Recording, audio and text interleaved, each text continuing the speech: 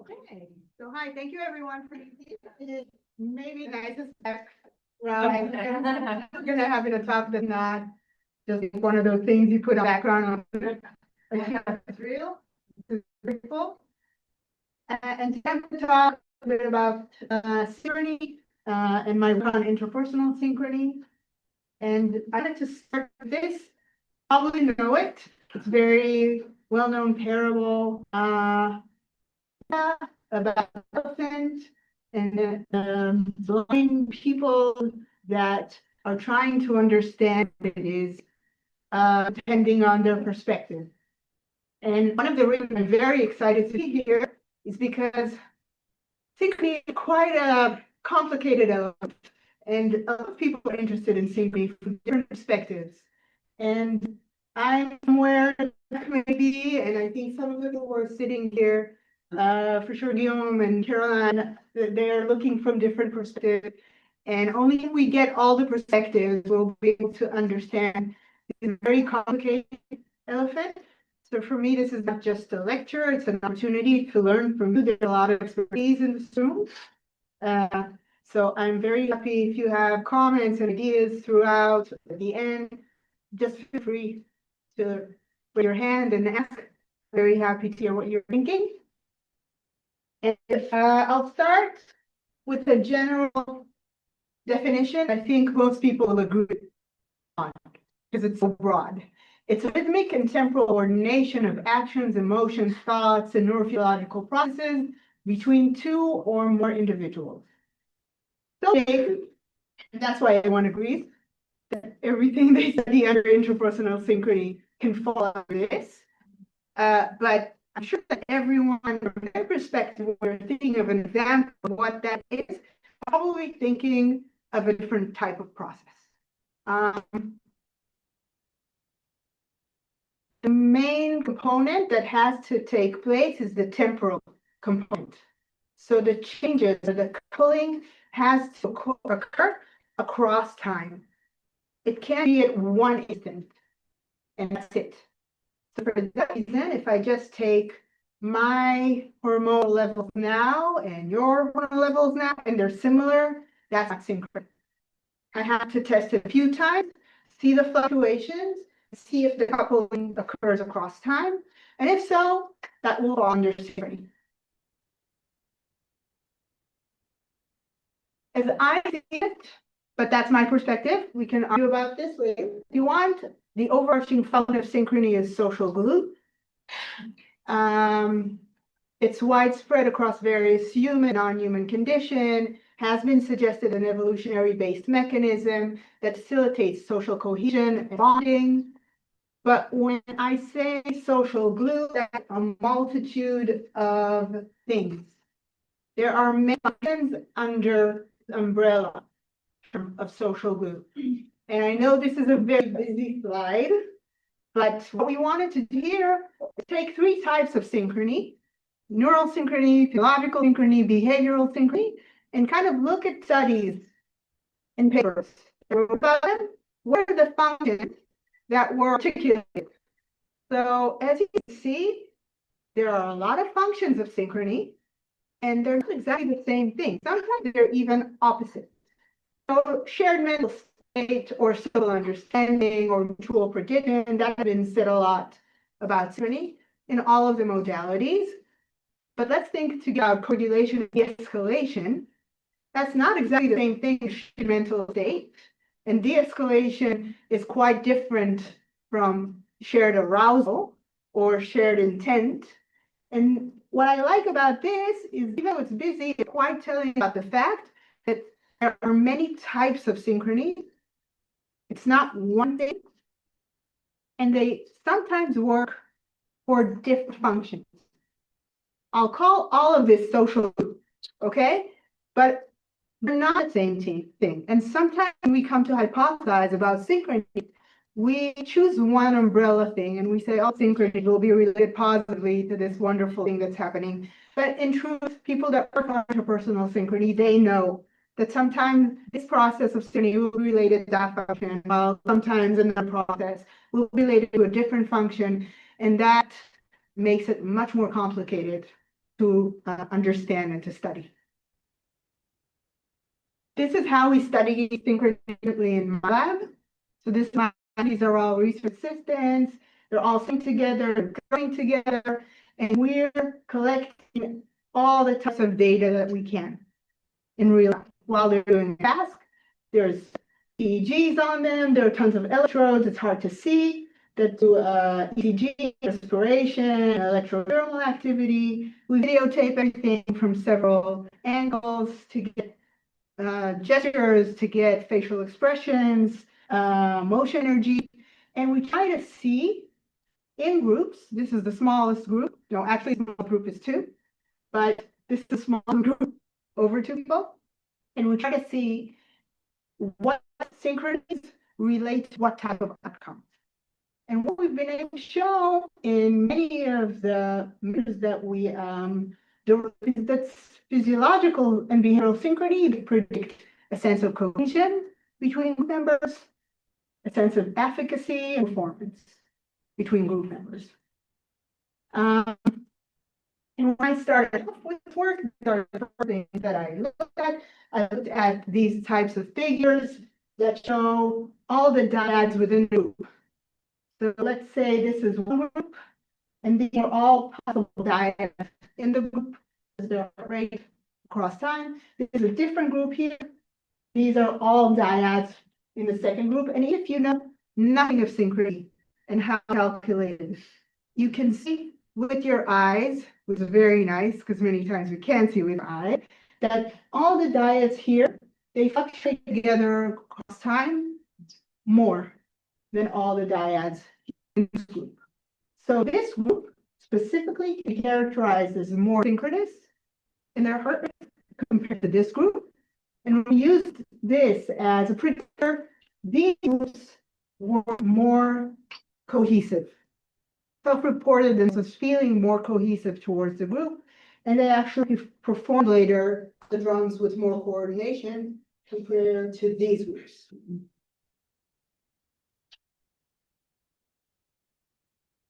This finding was already replicated in 3-4 studies in my lab.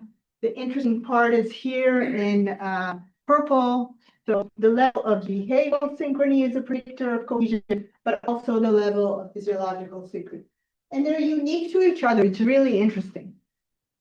So our original thought prediction was that behavioral synchrony outcomes will cause more physiological synchrony heart rates, which will in turn predict for cohesion in group members.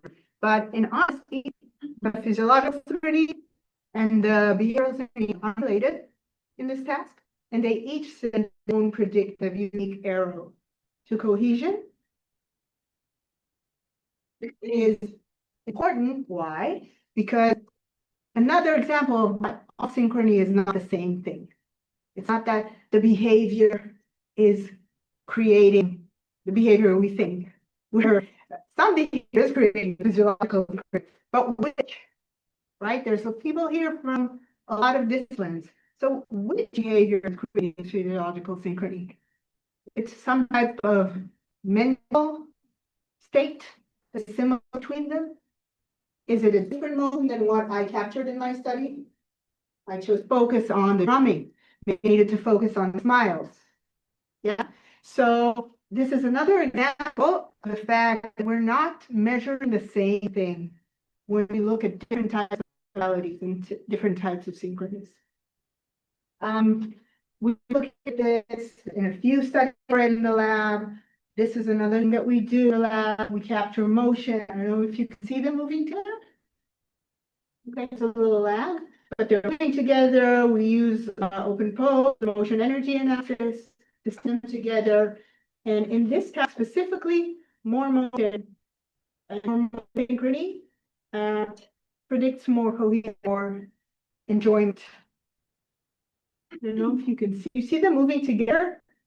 There was a moment where they all moved together as one. I had to blur the faces, but I can tell you they're actually laughing. Something is making them laugh. And you know, it's like a wave of synchrony went through them. They all moved together, and the types of things of cohesion. And also of like, Uh, this is another example of a thermal activity. And here, this is a different type of physiological function. Again, groups that have more dyads that are higher sync, there's dyads that are lower sync. And this is a negative predictor of a sense of group efficacy. So these are the types of studies that I started with. I want to go into this group thing. And this is the perspective I started with. And I wanted to say that because I'll show you how the thinking evolved and how we're quantifying and looking at things now. That was the very beginning. And what I've noticed through the years were these like 5 howevers. Despite the beautiful work, there are howevers in interpersonal synchrony. And the first one is usually small effect sizes. Despite it being such an important thing, coordination, when I grew up in academia, mother synchrony. That was the biggest thing, so important. How is it? The effect size is small.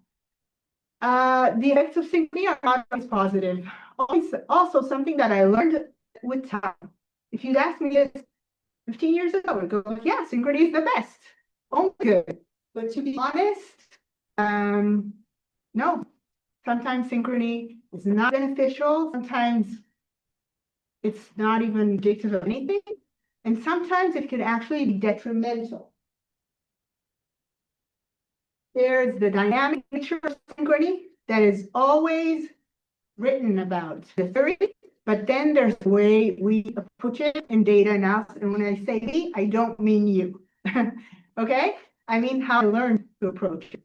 From the developmental psychobiology studies, always aggregate, average across differences, or choose the highest level. And that washes away a lot of the dynamics that's theorized now. And the fact that there's so much heterogeneity in theory and methods and in results. Whoever knows this. You read one paper, you think synchrony is best. You read another one, think it's useless. The third one, it's a negative predictor. And you start reading more. And it's so hard to come to an understanding of this process, of this mechanism. So I have in the next slides an elaboration on all of these, but I basically told you 5 problems with synchrony. And instead of just going one by one, I'll jump a little bit, since I've summarized it.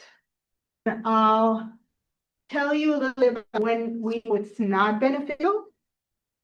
So these are a few situations where synchrony is not working for us. One of them is a situation, stress contagion.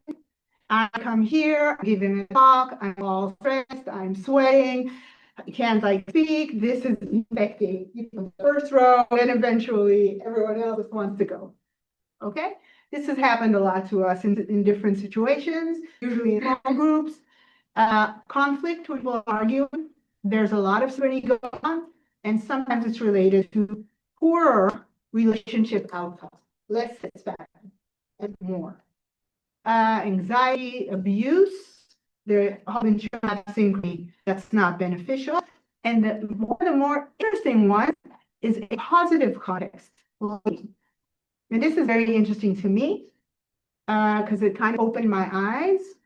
There was this situation where people were not doing anything negative. They were just playing together this mirror game.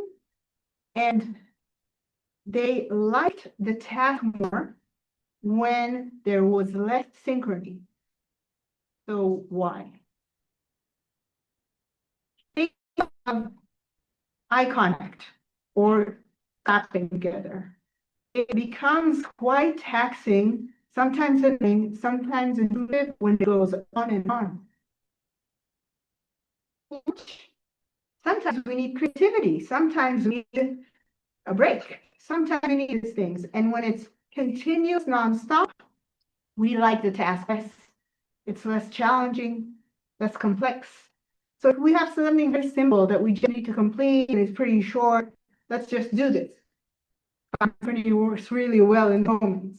If we need to think together, really, each of us to bring an interesting result or need to do something creative, then it's not so good to be in synchrony all the time.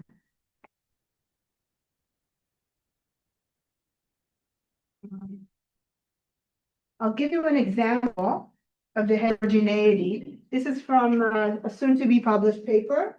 We went and we actually looked at all synchrony research on physiological synchrony, but this is a summary just of empirical studies for the last 4 years. Okay, from 2020 to 2024. Actually, already from the past. Yeah, pushing paper takes a long time. Okay, look at this. Okay, so what we're saying here, there are some of the studies that looked at physiological synchrony correlation with some kind of outcome. So we said there are 3 types of outcomes, 3 domains. One is social oriented, liking, empathy, these types of things. The other is performance oriented, just performance, how well we're coordinating to get the task done.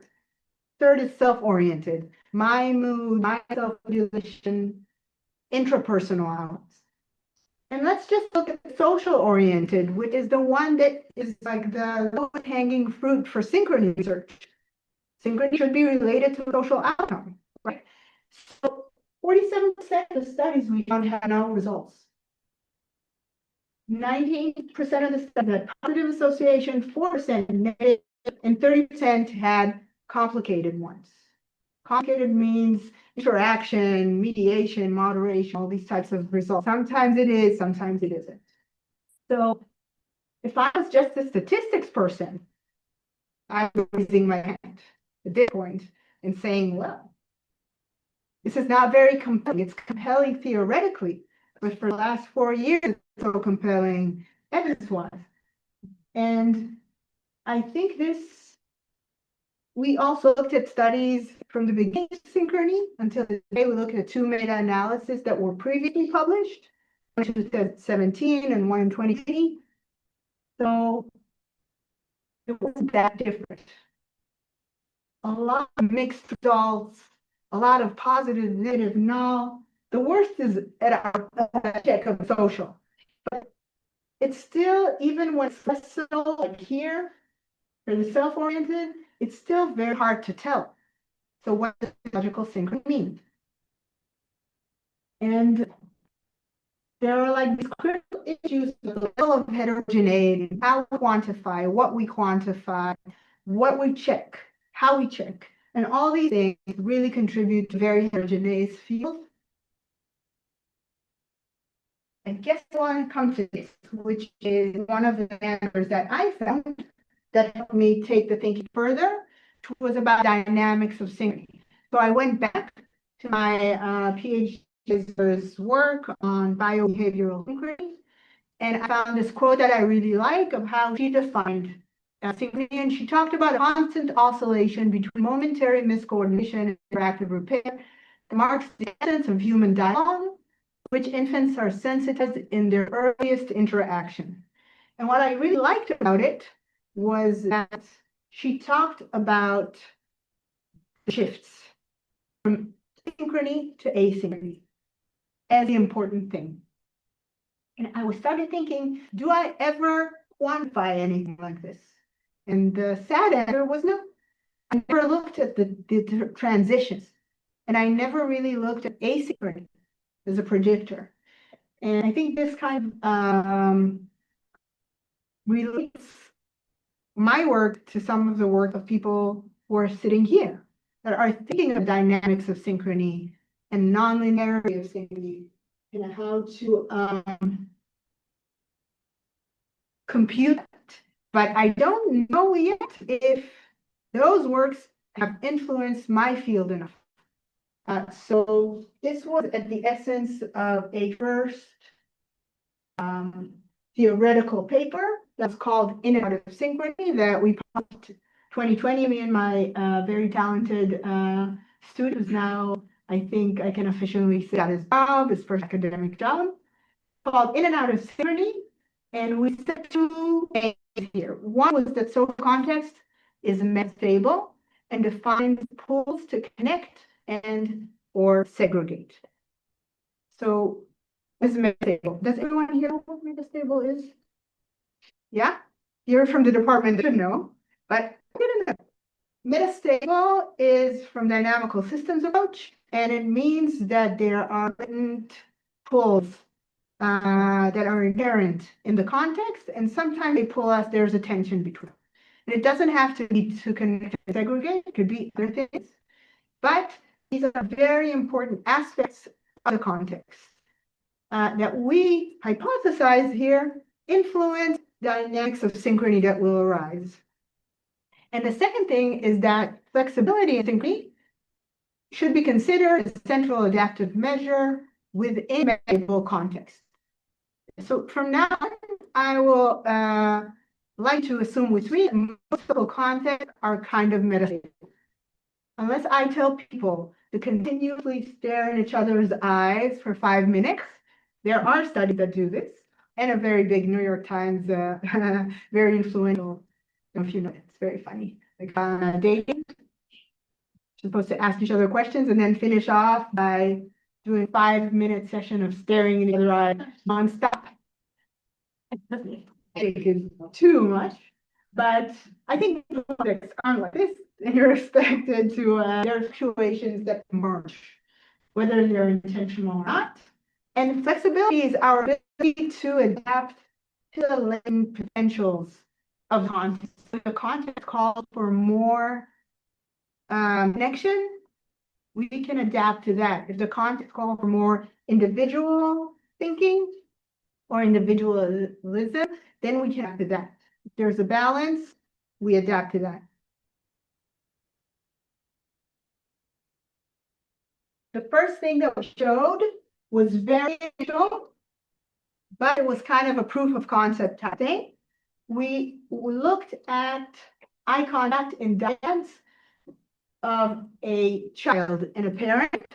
The child was autistic, and they came to the lab for an fMRI study, but the first thing we did was have them sit together and have a conversation for 5 minutes on something fun. Plan a fun activity, remember something fun that you did, and we videotaped everything, and we measured the eye contact. So eyes direction of each of them, and moments that there was eye contact. And what we saw, and we also measured SRS scores, that's a social responsivity scale. Higher scores on the SRS mean more social impairment. On the axis, you see two options of quantifying eye contact. On the right, just the total time of eye contact they had. Very classical way of quantifying eye contact. Look me in the eyes. Me in the eyes more.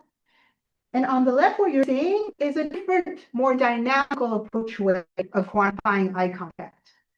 And what we saw is that actually less regularity in eye contact, but not less eye contact, was related to less severity of social responsiveness in SD.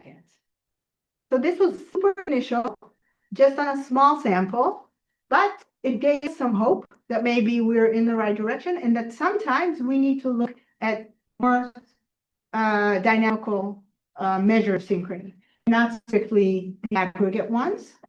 This was very, I have one question. Yeah. Is less severity or more severity? Less regularity is less severity. So they are able to move in and out more. Okay. Okay. Yes. Initial work kind of led to a very complicated model of interpersonal synchrony. In the middle of the circle is interpersonal synchrony that emerges. There are kinds of interpersonal synchrony that we focus on. And at the background of the emergence of synchrony are traits of the individual, of the dyad, the relationship that interact with the context. That's the background to the emergence of these patterns in the circle of synchrony, which then predict certain outcomes, whether they're social-oriented, goal-oriented, self-oriented. What comes here actually feeds back into the flexible multimodal city circle. And I'll speak more about these things in this model now, and I'll elaborate most on context. I'll give you some examples of studies from my lab that highlight the importance of context, but this is not that we're working with in thinking of synchrony and in hypothesizing about synchrony. So context. The first thing, the effects of synchrony depend on the social context in which it assessed. This is not something that I invented. This is something well known, but we put a big focus on this. So while some contexts can foster a higher level of synchrony, others can foster a lower level of synchrony. And while some contexts it's beneficial, in other contexts it might be detrimental. And I think that this is the framework when people are looking at interpersonal synchrony, this is the framework we should be working with on comparing different contexts and expecting contextualized results. The first example I'll give you is the study that was published last year in PNAS by my student Alon. It focuses on a context of a sexist boss. I'm going to do his postdoc in school management, and in organizational psychology, how the boss acts is very important. Okay, the leadership, the way. So we made this to be like a metaphor of teamwork under a boss that continuously says sexist remarks. So women are enrolled in the study, they come up, this is an actor, and in half of the cases, he explains the task to them in a sexist way. So this is a task, it's going to be kind of difficult for you girls, try to focus. Quite annoying. And he says this a few times throughout. In half of the cases, he doesn't say it and just explains the task. So what you see is very clearly, in the second time that he says, we call it a threat. It's a symbolic threat. It's not a physical threat, but it's a symbolic threat. Definitely in the workplace, if this happens, there's a reaction. And the emotional synchrony, the times where they're synchronized in their facial expression, goes up. The first time, not really. They give him maybe the benefit of the doubt. They're not sure that he's sexist. The second time, there's like very clear reaction. And you can see the example. And then they get a task. He's something annoying again. They continue to ask. So there's definitely a moment of realization of maybe they're signaling to each other something that you see a real increase in emotional synchrony. An interesting part is this one. Emotional synchrony that is usually written about as very beneficial for team outcomes. In the groups that didn't experience it, indeed, that we completely washed that effect away in the cyst condition. So what happened here? We have a few ideas of what, but the one we have the strongest empirical evidence for is that something happens in the balance between social cohesion and task cohesion. We have results. This balance is interrupted during sexist comments. Usually, type of task like this, those two things should go together. Social cohesion goes together with cohesion. We're together on this. We'll work together on this. We'll do well, right? When there's a sex boss, should we be working well on this for him? Should we be meeting maybe outside late to talk about this guy? So something in balance between these two things apart in the connection that they're signaling each other under emotional synchrony isn't working way for task-oriented stuff. That's our explanation. And then we did another study. Two types of leadership, right? There's beautiful types of leadership like charismatic, and we had people also come on, and here the actor explained the study in a very charismatic way in terms of the content. This is very important for science. Thank you so much for taking the time to help us understand this very intriguing, right? You can imagine. And then in half of the cases, the actor really very not charismatically for sure. And what you see and the trajectory of synchrony changes. As soon as the recorder after, there's a difference between emotional synchrony in the two types of groups. And the trajectory looks a little different, even though they end at the same place at the end of the task. And the interesting thing, again, the relationship of emotional synchrony with the outcomes shifts. It's much higher under charisma than not under charisma. So this is the other type of synchrony, an official type of synchrony that helps us out as a group. A charismatic leader enhances that effect.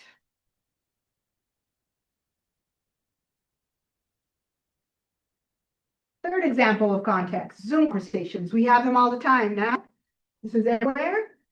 And what we're seeing in Zoom is reduced logical thinking. We're looking at heart rate here. And we don't know. It interacts with the type of conversation, whether it's a support conversation or whether it's just a positive conversation.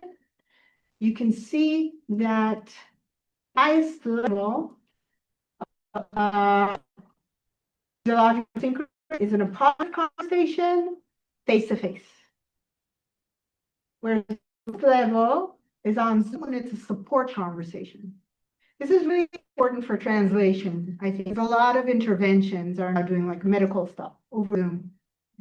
And it's aimed at supporting.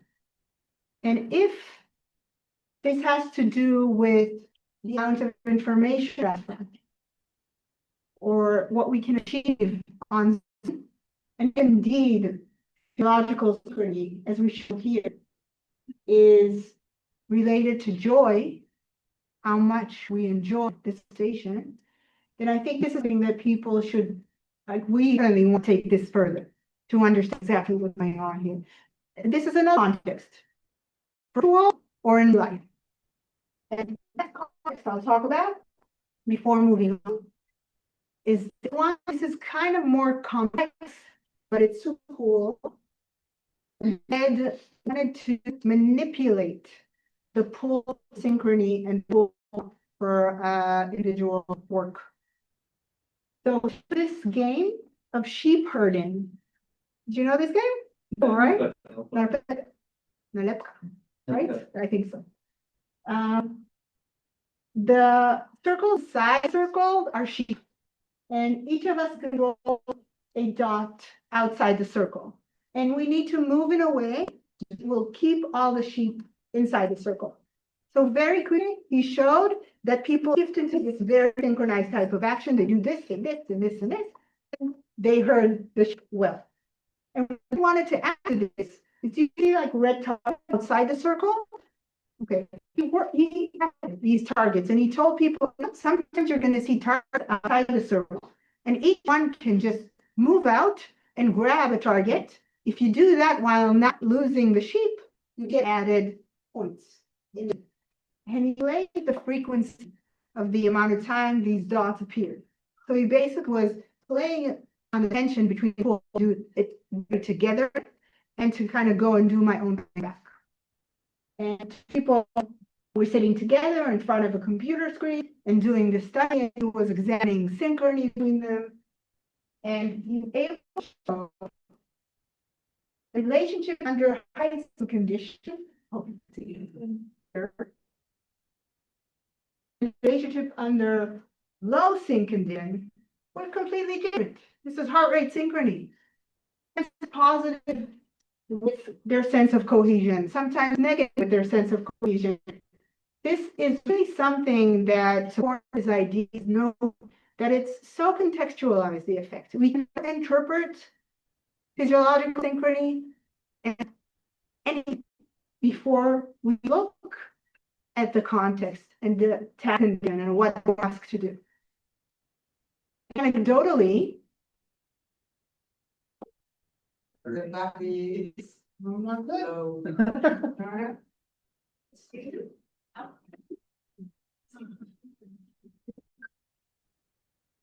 want to do two. Let's see if it'll work. There you go. Yeah, fine, which is not exactly. Okay. I'm not going to go into the stable traits, even though they're super interesting. The individual differences, it's so interesting. We're looking at stuff like social anxiety, demographic things, like just women and men, just how we're dressed and what people can infer about us. Empathy traits. We're doing a lot of work on individual differences, relationship variables. Go to these last points, flexibility. So I said that as one continually is not always the optimal state due to the intrinsic tension between individualistic and synergistic forms that exist in a social situation, and a balance between togetherness and separateness reside at the essence of moving in and out of synchrony.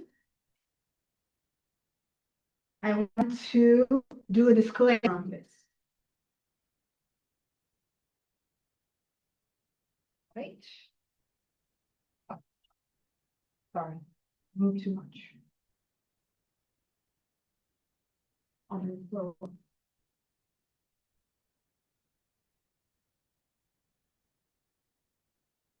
And disclaimer that there are certain situations where we don't need the dynamics and don't need flexibility. And I think those are when we're learning something new. Those actually cause a lot of synchrony situation and a lot of richness, being flexible, moving around and being creative. And also I think certain moments during our lifetime where falling in love, okay? We can gaze in each other's eyes forever, and it's so great, and we want to be on the same page all the time. And I'm joking about it, but I really enjoyed it at the time. But 10 years after, it's okay to stop gazing at each other's eyes. There's something in fluctuation from like a main moment that changed our lives. Some of the writing about them, look at them as psychological craziness. Same with falling in love with a baby. Whoever has babies, you see them all the time. You do these things that are not appropriate later in life. You need to step out of that. There are a few months at the beginning or years that you need to be not flexible. And this should also be kind of like in our think about it. So, and this portion would tell you how to approach our synchrony data. So as a beginning, when I just measured the level of E and correlated it to something good, we're trying these things now and to show ourselves